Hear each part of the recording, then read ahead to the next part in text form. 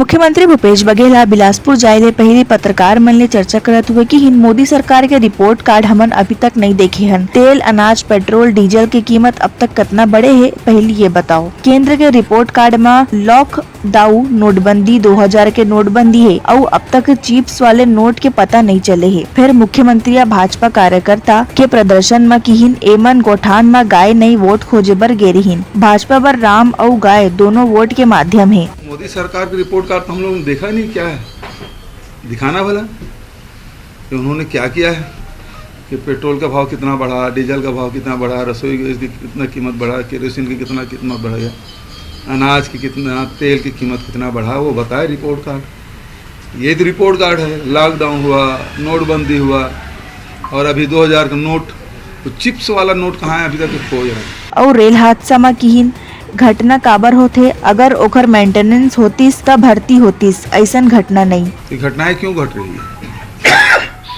ये इससे बड़ा मतलब इससे बड़ा फेल्योर और क्या हो सकता है? यदि आपके ट्रैक वगैरह ठीक रहते, आपके मेंटेनेंस ठीक रहते, आपके ग्रुप डी, ग्रुप सी के सब भर्तियां बराबर होती, तो बराबर मेंटेन रहता, सूचनाएं बराबर मिलती, इतनी बड़ी दुर्घटना नहीं होती। पूरे विश्व का सबसे बड़ी दुर्घटना है। Bureau report, Uttalanga news.